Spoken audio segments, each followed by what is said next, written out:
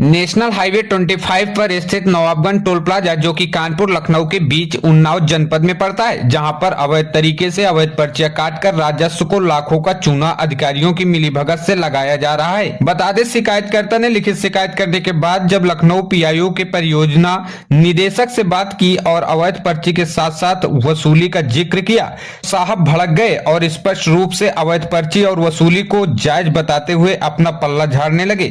शिकायतकर्ता के द्वारा लगातार नवाबगंज टोल प्लाजा की शिकायत करने के बाद गैर जिम्मेदार अधिकारी ने लिखित तौर पर कोई भी जवाब नहीं दिया है। आपको बता दें, शिकायतकर्ता ने पीआईओ लखनऊ पर गंभीर आरोप लगाते हुए बताया कि पिछले 3 वर्षों में करोड़ों रुपए के राजस्व के घोटाले का खेल हुआ है, लेकिन विभाग के पास कोई भी रिकॉर्ड मौजूद नहीं है। आपको बता दें, टोल प्लाजा पर इस तरह की अवैध वसूली से जनता की जेब में डाका डालने का कार्य अनवरत जारी है। राजस्व के साथ अधिकारियों की मिलीभगत से बड़ा खेल खेला जा रहा है।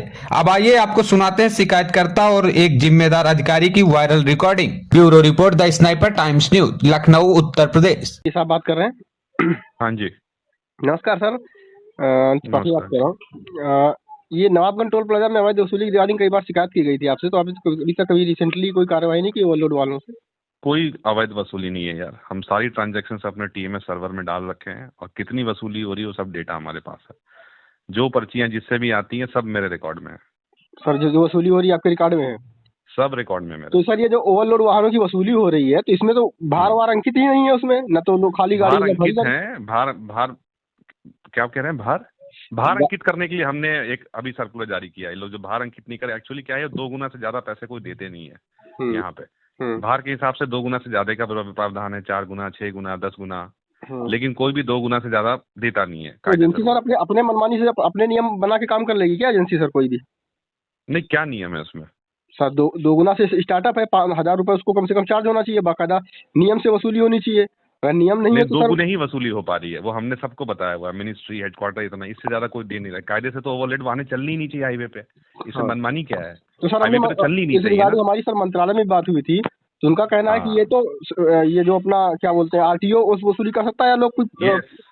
तो हम क्या कर रहे हैं, अब ये सारा जो हमने सर्वर में डेटा डाल रहे हैं, इसको उठा के अब आरटीओ को दे रहे हैं। ये अब इनके ऊपर जो कार्रवाई कर ले इस पर, क्योंकि कायदे से ये तो हम इतनी पेनाल्टी जो लगाए हैं, 4 गुना, 8 गुना, 10 गुना, ये तो डेटरेंट की तरह लगाए ना कि तुम भर के मत लाओ इतना। सर उसमें भी हमने 2008 का भी कानून पढ़ा है, उसमें गाड़ी खाली होनी चाहिए जो एक्स्ट्रा। वो तो रिवाइज कर दी, वो तो प्रैक्टिकली पॉसिबल नहीं था ना, लड़ाई झगड़े होते थे टोल प्लाजा पे। तो किसी की गाड़ी खाली करवा दीजिए, वो तो रिवाइज हो गया ना, वो तो खत्म हो गया। पॉसिबल नहीं होनी चाहिए सर, वसूली भी पॉसिबल नहीं होनी चाहिए जब सारे नियम, वो तो मनमानी हो रही है। तो यार आप वसूली बस पॉसिबल नहीं है, मनमानी हो रही है, तो आप वो मंत्रालय से बात कीजिए। हम लोग से तो जो हो पा रहा है हम हमेशा उसको बता देते हैं, नहीं चाहिए चीजों को। इसमें तो क्या है, आरटीओ से ही कुछ हो सकता है तो हो सकता है, इसीलिए हम लोग क्या कर रहे हैं, सारे हाईवे पे एडवांस ट्रैफिक मैनेजमेंट सिस्टम लगा के वेब ब्रिज के डेटा को टाई अप कर रहे हैं आरटीओ से, ताकि भैया आपके पास डेटा डायरेक्ट जाए, क्योंकि जब तक आरटीओ इसको टाइट नहीं करेगा चीजें हमारे बस में नहीं आएंगी। तो सर अगर शिकायत की गई है, मान लो किसी पर्ची को संलग्न किया गया, तो उसकी ट्रांजेक्शन आईडी समेत उसको रिप्लाई कर दीजिए। आपने रिप्लाई भी नहीं किया एक बार भी। भाई अगर अपने पीआईओ ने आपको लिखा है कि वो हमारे पर सिस्टम में, वो बहुत बड़ी रिप्लाई है आपके लिए। कोई सरकारी आदमी दे रहा, आपको प्रूफ देने की जरूरत नहीं है जनता को। मुझे सर अगर किसी सरकारी आदमी ने कह दिया है कि वो सर्वर पे डेटा है, तो मुझसे मेरा मंत्रालय भी नहीं पूछता कि वो सर्वर कहाँ है डेटा। ये आप बात समझिए चीजों को जी। एक सरकारी आदमी ने लिखा है कि डेटा हमारे पास है, प्रूफ मैं क्यों दूंगा इनको? इतना लिख दिया कि भाई ट्रांजैक्शन अवैध नहीं है, तो कम बड़ी बात है वो।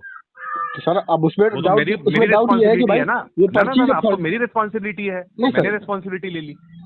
सही है सर आपकी बात की, आपने लिख दिया, लेकिन सर जब पर्ची ही अवैध है उसको लीगल निकालने का नहीं, कुछ तो आपको देना पड़ेगा। बिल्कुल अवैध नहीं है यार, इस तरह के टॉन्टर्स घूमते रहते हैं हाईवे पे। मैं सारे टोल प्लाजा को दाएं बाएं करता, किसी एक भी अवैध पर्ची किसी की आती है, पता कर लो, कोरल एसोसिएट्स को पेनाल्टी मार चुका हूं मैं।